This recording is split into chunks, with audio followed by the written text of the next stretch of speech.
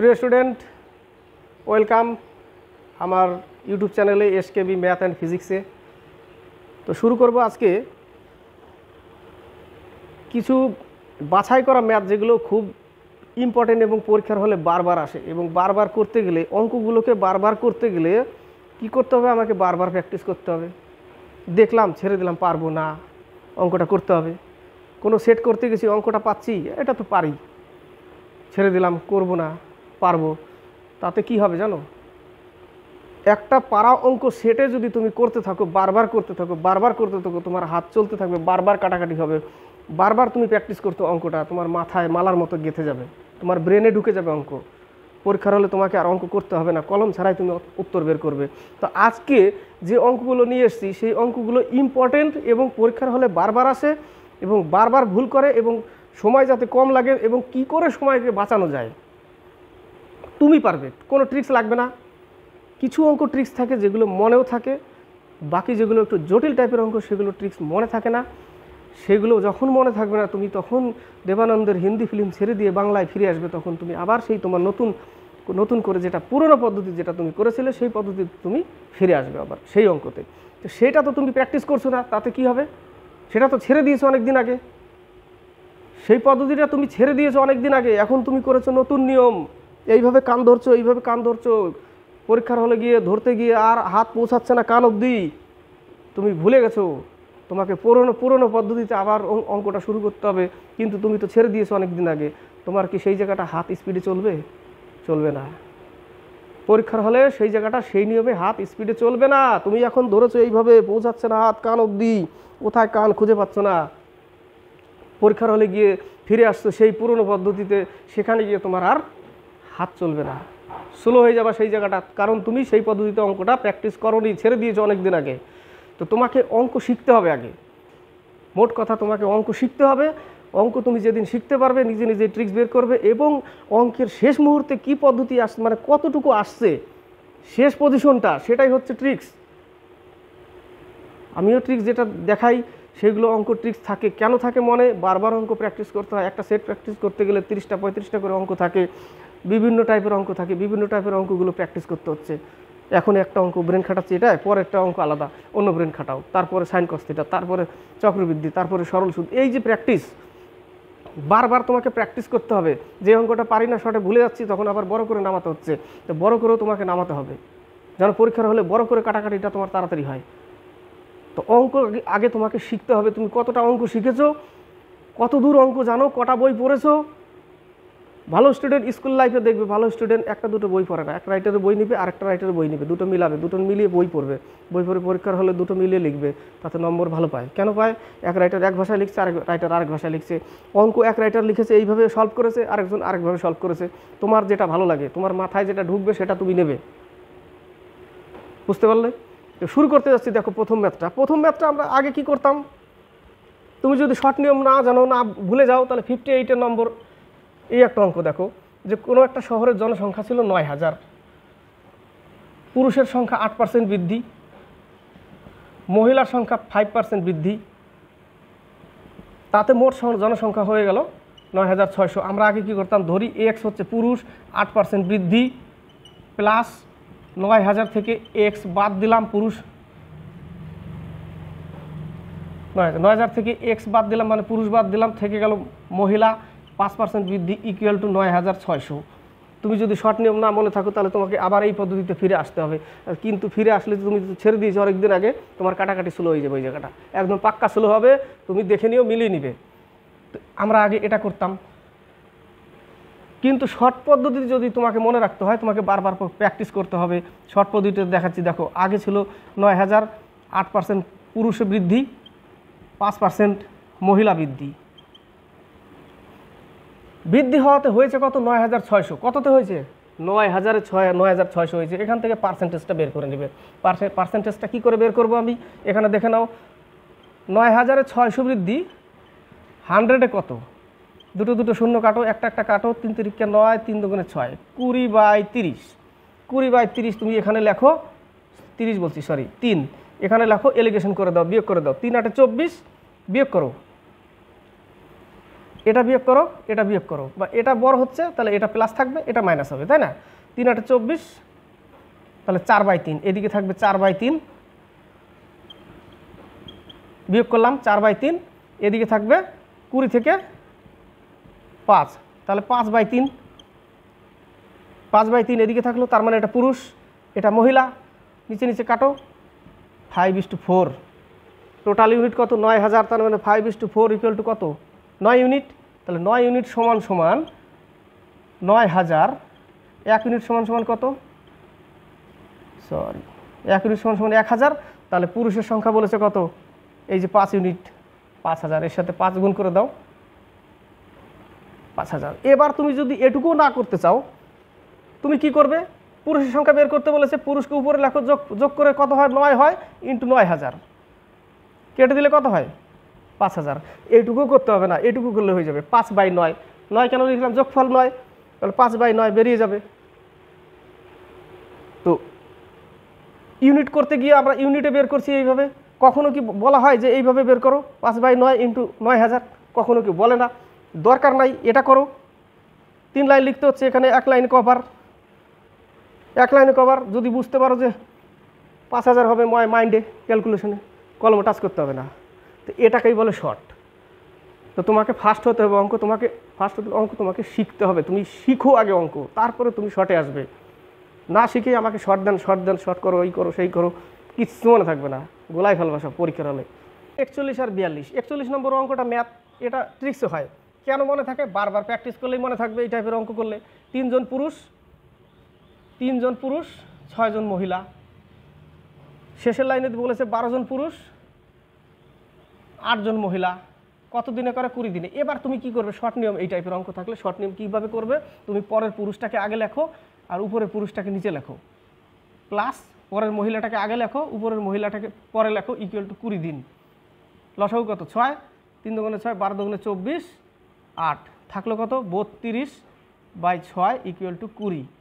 4 8 32, 4 5 20, 3 দুগুণে 6, 4 দুগুণে 8, কোনাকুনি গুণ করো, 3 5 15, 15/4 ভাগ করো, 3 4 12,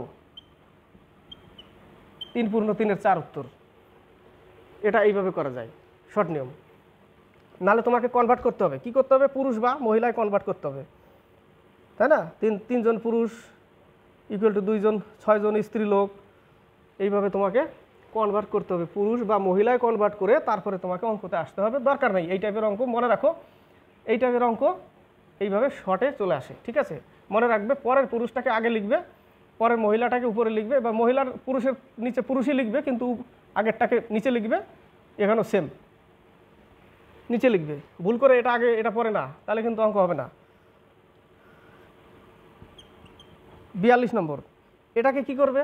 এটা দেখে অনেকে ভুলে মানে সরে যাবে এখান থেকে।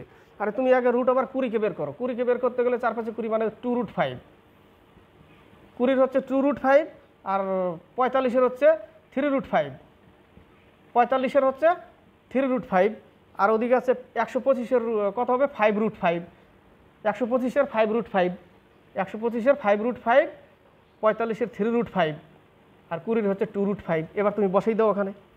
প্রথমে কি লিখবো? 5√5 মাইনাস 3√5 মাইনাস 2√5। এই দেখো এখানে প্লাস না এটা, আর এখানে মাইনাস 3টা, মাইনাস 2টা √5, তো সব মিলে কটা হলো? 5টা √5, 5√5, আর এখানে আছে 5√5। কত হয়? 0 উত্তর হয়। কত উত্তর? 0। পরে অঙ্কটা পড়ো, পরীক্ষার হলে আসে এটা। অনেকে জানে না কি করতে হবে, ছেড়ে দিয়ে চলে যায়, কিচ্ছু নাই অঙ্কের মধ্যে। একজন পুলিশ চোরকে তাড়া করে, যখন চোর 10 পদক্ষেপ নেয়, পুলিশ 8 পদক্ষেপ। উপরে কে? চোর। চোর নেয় 10 পদক্ষেপ, পুলিশ নেয় 8 পদক্ষেপ স্টেপ। পরে পুলিশ নেয় কত? 5 পদক্ষেপ, আর চোর নেয় 7 পদক্ষেপ। এটাই তো। শেষে কি বলেছে? তাদের গতিবেগের অনুপাত কত। তুমি কি করবে? এই যে পরে যে পুলিশ 8 পদক্ষেপ নিল, পরের লাইনে কি লেখা আছে? সরি, উপরের লাইনে কি লেখা আছে? উপরের লাইনে চোর নেয় 10 পদক্ষেপ, পুলিশ নেয় 8 পদক্ষেপ। তাহলে পুলিশের পদক্ষেপটাকে আগে লেখো, 8 পদক্ষেপ পুলিশ, আর পরের চোর শেষের দিকে চোর কত নেয়, 7 পদক্ষেপ। কি করলাম আরেকবার, প্রথমের দিকে পুলিশটা কত পদক্ষেপ নেয়, 8 পদক্ষেপ, আর শেষের দিকে চোর কত পদক্ষেপ নেয়, 7 পদক্ষেপ। প্রথমের পুলিশ নিয়ে নিলাম, পরে চোর নিয়ে নিলাম। কি করলাম বোঝা গেল? 8 পদক্ষেপ পুলিশের আর 7 পদক্ষেপ চোরের। পরেরটা এবার 10 পদক্ষেপ চোরের আর 5 পদক্ষেপ পুলিশের। এইটুকুই। 7 8 56, 5 10 50, 28:25 উত্তর। 28:25 সি নম্বর। 49 অঙ্কটা অনেকবার অনেক জায়গায় অনেক পরীক্ষা ফেস করেছো, কখনো দেখেছো লাস্টের ক্যালকুলেশন কি হয়, কি করতে হয় আমাকে, তাহলে আমি ওইটুকু করব, বেশি লিখতে যাব কেন? বেশি লিখতে গেলে কি দরকার বেশি লেখার? এর জন্য তোমাকে অঙ্ক শিখতে হবে। অঙ্ক যেদিন শিখবে সেদিন তুমি এই পদ্ধতিটা এইভাবে অঙ্কগুলো করতে হবে, করতে পারবে। তোমার কাছে ট্রিক্স লাগবে না, তুমি একা একাই অঙ্ক করবে। প্রথমে বলেছে 20% ক্ষতি মানে 80, পরে বলেছে 112 টাকা বেশি দামে যদি বিক্রি করতো তাহলে 5% লাভ হতো, তার মানে 105 টাকা হতো। আর আগে বিক্রি করছে 20% লস, তাহলে ডিফারেন্স কত? 25% ডিফারেন্স। তো প্রথমে 20% লসে বিক্রি করেছে, যদি 5% বেশি লাভে বিক্রি করতো, সরি 112 টাকা যদি বিক্রি করতো তাহলে 5% লাভ হতো। তাহলে 5% লাভ লিখলাম আগে, 20% ক্ষতি 80 লিখলাম। এখানে বিক্রয় মূল্য কত? 112 টাকা। 10% উঠিয়ে দিয়ে একে 100 লেখো, নিচে 25 লেখো, 4 25 100, 4 2 8, 4 1 4, 4 1 4, উত্তর শেষ। এইটুকু অঙ্ক করতে হবে তোমাকে। কি করতে হবে? এইটুকু অঙ্ক করতে হবে। এইটুকু অঙ্ক কাটাকাটি করলে 4 4 4 2 4 4 4, এটা মাইন্ডে ক্যালকুলেশন হবে। পরীক্ষার হলে এইটুকু করতে হবে না, এইটুকু করা যাবে না। পরীক্ষার হলে কলম টাচ করা যাবে না, এইটুকুর আগেই মুখে মুখে 4 25 100, 4 2 8, 4 4 4 হয়ে গেল অঙ্ক সে 448 টাকা। এই হচ্ছে পদ্ধতি। অঙ্ক তোমার কাছেই আছে ট্রিক্স, তুমি নিজে কখনো ট্রাই করোনি। যেদিন ট্রাই করবে সেদিন ভাবে তুমি অঙ্ক শিখেছো। 24 নম্বর ম্যাথটা এর আগে আমি দিয়েছি। 24 নম্বর ম্যাথটা অনেকভাবে করে। বলেছে কি, কোনো একটি মিশ্রণের প্রথম ও দ্বিতীয় তরল অনুপাত 2:3, প্রথম আর দ্বিতীয়, প্রথম দ্বিতীয় 2:3, এবং অন্য একটি মিশ্রণের তরল দুটির অনুপাত, অন্য এটা আলাদা, এদের অনুপাত কত? 5:4। ওই দুটি মিশ্রণ কি অনুপাতে মেশালে নতুন মিশ্রণের তরল দুটির অনুপাত সমান হবে? 1:1, 2:2, 3:3 সমান সমান হবে। কি করেছিলাম আমি? দুটোর যোগফল কত? 5, দুটোর যোগফল কত? 9, সমান সমান করে দাও। এর সাথে 9 গুণ করো, এর সাথে 5 গুণ করো, সমান সমান হয়ে গেছে তো 45। দুটো যোগ করে 5 হলো, দুটো যোগ করে 9 হলো। এবার সমান সমান করতে হবে, তাহলে এর সাথে 9 গুণ করো, এর সাথে 5 গুণ করো, তাহলে এর সাথে 9 গুণ করলাম, এর সাথে 5 গুণ করলাম। কিন্তু 9:5 কিন্তু উত্তর হবে না, এটা হবে আগে আর 9 হবে পরে। এটুকু অঙ্ক। 16 নম্বর ম্যাথ, একটু আগে ম্যাথটা যেটা করালাম পার্সেন্টেজে, সেম অঙ্ক করো। অঙ্ক খাতা কলম ছাড়া। 10% ক্ষতি, তার মানে 90 টাকা। যদি 40 টাকা বেশি দামে বিক্রি করতো 10% লাভ হতো। ডিফারেন্স কত? 20 = 40, মানে 20% = 40। পার্সেন্টেজ উঠিয়ে দিয়ে উপরে 100 লেখো, নিচে 20 লেখো। 20 করে 40, 200 উত্তর। কাটাকাটি করার দরকারই নেই আর, তাই না? কত উত্তর? 200। এই যে এটুকু অঙ্ক, এটাই শেষ পজিশন অঙ্কর। মুখে মুখে হবে 10% লাভ 90, তাহলে 20 = 40, 5 20 100, 4 5 20 200 উত্তর। এইভাবে মাইন্ডে ক্যালকুলেশন হবে, কলম ছাড়াই হবে। কখন হবে? তুমি যেদিন অঙ্ক শিখবে। 90 নম্বর অঙ্কটা, এই অঙ্কটাও আসে। এখান থেকে পাস করার জন্য পার্সেন্টেজ কত, মোট নম্বর কত, পাস করতে গেলে কত নম্বর পেতে হবে, 3 টাইপের অঙ্ক, 3 টাইপের অ্যান্সার চাই। বলেছে 40% পাওয়া দরকার, পরীক্ষায় পাস করতে গেলে 40% দরকার, এটা হচ্ছে 5 নম্বর। কিন্তু 235 পেয়ে 265 পেয়ে 35 নম্বরে ফেল করেছে, তার মানে 35 আরও লাগতো, যোগ করে দাও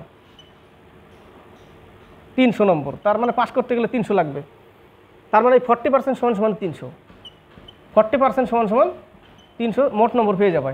এখান থেকে মোট নম্বর পেয়ে যাবে। মোট নম্বর কত?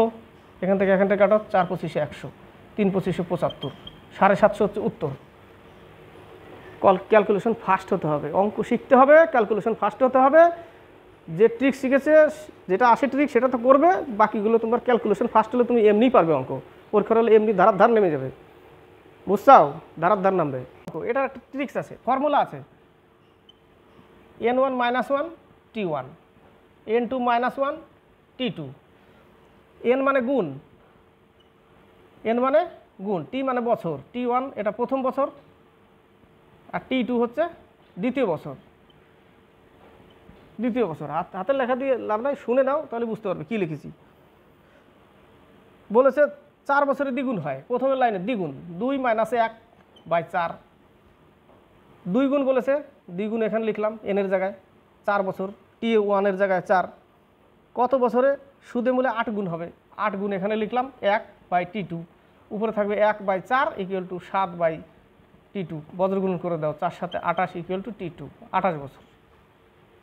28 বছর 27 নম্বর অঙ্ক। এই টাইপের অঙ্ক আসে পরীক্ষায়। 2 অঙ্কের সংখ্যা বলেছে, একটি 2 অঙ্ক বিশিষ্ট সংখ্যার অঙ্কদ্বয়ের গুণফল 8। যখন সংখ্যাটির সঙ্গে 18 যোগ করা হয় তখন সংখ্যাটির অঙ্কদ্বয়ের স্থান পরিবর্তন হয়। স্থান পরিবর্তন মানে যদি এর সাথে 8 যোগ করি তাহলে যোগ হয়ে যাবে, যোগফল হয়ে যাবে 81, এটা হবে, এটা বলেছে। 18-এর সাথে 8 যোগ করলে হয়ে যাবে 81, 24-এর সাথে 8 যোগ করলে হয়ে যাবে, কত যোগ করতে বলেছে? 18, 18 যোগ করতে বলেছে। তাহলে এখানে কত হয়ে গেল? এখানে হয়ে গেল 42।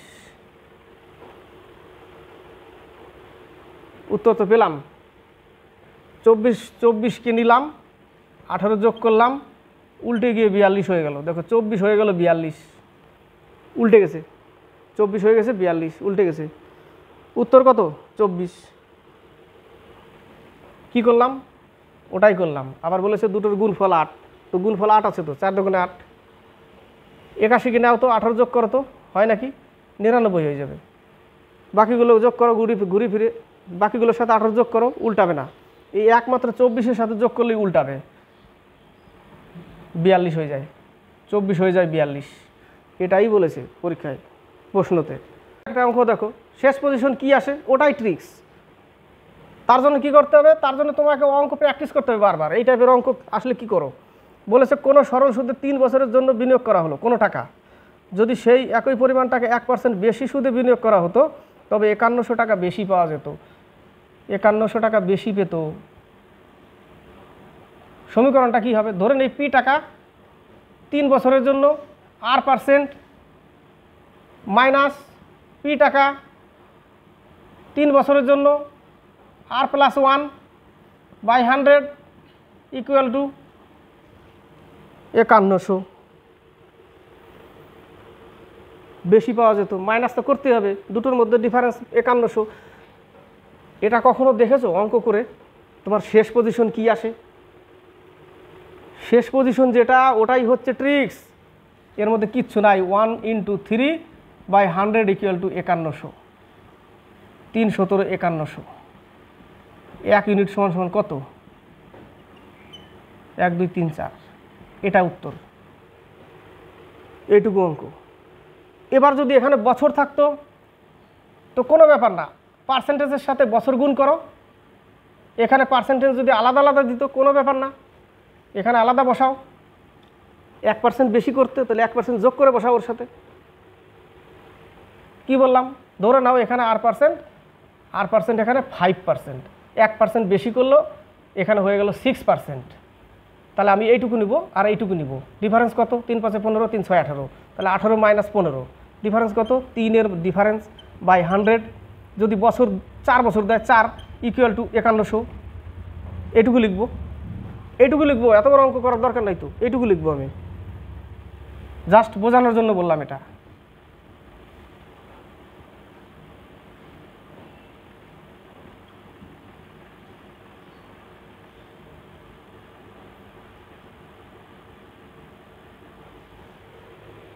নম্বর 8 নম্বরের ট্রিক্স আছে। 8 নম্বর 2:7, দুই ধরনের মিশ্রিত চায় দার্জিলিং এবং আসাম চায়ের অনুপাত 2:7। দার্জিলিং অসম। আবার বলেছে আরেকটা, দার্জিলিং অসম কি অনুপাতে চা দুটি মেশালে দার্জিলিং এবং আসাম চায়ের অনুপাত 1:4 হবে? কত হবে? 1:4 এটা হবে। তুমি কি করবে? প্রথমের লাইন থেকে 2/9 নাও। 9 কেন? 7 আর 2 যোগ করলে 9। আমি এটা ধরে অঙ্ক করব। 2/9 1/6 যোগ করলাম, উপরে 1, 1/6। ক্লিয়ার? এখানে তাহলে 1/5 হবে। এলিগেশন করে দাও। কত থাকবে? মাইনাস প্লাস কোনো ব্যাপার না, মাইনাস প্লাস কোনো ব্যাপার না, বসায় যাও খালি। মাইনাস আসবে, ধরবে না মাইনাসকে, কোনো অসুবিধা নেই। 5 6 30, তাহলে 1/30 হবে এখানে। এখানে 5 - 6 তো কোনো অসুবিধা নেই, একই তো থাকবে ডিফারেন্স। এটাকে আগে লিখতে হতো। এবার যদি ভাবতে থাকো কোনটা বড় কোনটা বড়, তাহলে তো সময় নষ্ট হবে। বসিয়ে যাও খালি, মাইনাসটাকে ধরবেই না তুমি। এই পাশে পেলাম 1/30, এই পাশে কত পাবো? 45। 9 - 5 × 10, এখানেও মাইনাস চলে আসলো, কোনো ব্যাপার না। 1/45 আসবে, ধরবে না মাইনাসকে। ক্লিয়ার? তাহলে আমি পেলাম কত? 1/45। উত্তর বের করতে হবে, তাহলে বজ্রগুণন করে দাও, এটা উপরে নিয়ে যাও, এটাকে ওই পাশে নিয়ে যাও। তাহলে 5 নং 45, 5 6 30, 3 3 9, 3 2 6, এই যে 3:2। আরেকটু যদি শর্টে করতে যাও, 3 15 45, 15 2 30, তাহলে আরেক লাইন কম লিখতে হবে। 3 15 45, 15 2 30, 3:2। মাইনাস প্লাস, এখানে মাইনাস প্লাসের কোনো অসুবিধা নেই তো, মাইনাস আসলে মাইনাস নিবে না। এবার তুমি যদি ভাবতে থাকো বড় কোনটা, এটা বড় হবে না এটা বড় হবে, কোনটা বসাই, কি দরকার অতখানি চিন্তা করার? বসিয়ে যাও, বিয়োগ করে দাও, মাইনাস আসবে, কোনো ব্যাপার না, মাইনাসকে ধরবে না। আরেকটা আছে না, 9 নম্বর। শতকরা একই সুদের হারে কিছু টাকা 2 বছরে সরল সুদ 400 টাকা বলেছে। 9 নম্বরে দেখো কি বলেছে, 2 বছরে কিছু টাকার, ধরে না পি টাকা, 2 বছরে সুদ কত? এটা হচ্ছে সুদ, এটা হচ্ছে বছর, এটা টাকা। 2 বছরে সরল সুদ 400 টাকা, এটা সরল সুদ। আবার কি বলেছে? এবং চক্রবৃদ্ধি সুদ 410 টাকা। চক্রবৃদ্ধি সুদ 410 টাকা। কয় টাকা বেশি? 10 টাকা বেশি। পার্সেন্টেজটা বের করে নাও। 10 টাকা বেশি। কত টাকা বেশি? 400 টাকা 10 টাকা বেশি। এই যে 400 টাকা, এই যে 410 টাকা। তাহলে 410 টাকা, 400 টাকায় 410 টাকা, 400 টাকায় 10 টাকা বেশি। পার্সেন্টেজ বের করতে হবে, ইন্টু 100, 0 0 কাটো, 2 2 4, 5 2 10, 5%। কী করে বের করলাম এটা তোমাকে জানতে হবে। এটা হচ্ছে 410 - 400 বাই 400 ইন্টু বছর 2 ইন্টু 100, কত পার্সেন্ট সেটা বেরিয়ে যাবে। এইটুকু ইন্টু 100 চক্রবৃদ্ধি আর সরল সুদে যদি থাকে, এখান থেকে আমি পার্সেন্টেজটা বের করে নেব। তাহলে 10 টাকা, 400 টাকা, 10 টাকা ইন্টু 2 ইন্টু 100, 5% পেলাম, 5%। এবার অঙ্কতে আসো যে চক্রবৃদ্ধি সুদ এবং সরল সুদের পার্থক্য কয় টাকা হচ্ছে? 10 টাকা। আসল টাকা বেরিয়ে যাবে। তাহলে আমরা জানি পি ইন্টু R/100, 2 বছর ইকুয়াল টু 10 টাকা। চক্রবৃদ্ধি সুদ কত? 410 টাকা। সরল সুদ কত? 400 টাকা। পার্থক্য কত? 10 টাকা। তাহলে চক্রবৃদ্ধি এবং সরল সুদের পার্থক্যের সূত্র এটা, পি ইন্টু R/100, 2 বছরের। আর এর মান কত পেয়েছি? 5%। তাহলে 5% বসাও এখানে, 5/100 ইকুয়াল টু 10, 5 × 100, 2 বছরের। তাহলে এখানে হবে, উপরে হবে 1, নিচে হবে 400। তাহলে পি ইন্টু 1/400 ইকুয়াল টু 10। এই 10টা বজ্রগুণন হয়ে যাবে, তার মানে পি ইকুয়াল টু হয়ে যাবে আমার 4000 টাকা। পি ইকুয়াল টু 4000 টাকা। ক্লিয়ার অঙ্ক? ডি নম্বর অ্যান্সার। তো যদি ভালো লাগে তাহলে অবশ্যই লাইক করবে, শেয়ার করবে, কমেন্ট বক্সে কমেন্ট করবে। এইভাবে নিয়ে আসবো এবং শেখাবো, বুঝিয়ে বুঝিয়ে শেখাবো অঙ্ক। এবং অঙ্ক তোমাকে শিখতে হবে, তোমাকে অঙ্ক পরীক্ষার হলে করতে গেলে অঙ্ক তোমাকে শিখতে হবে, সেইভাবে তুমি রেডি হও। ঠিক আছে, আজকে এই পর্যন্ত।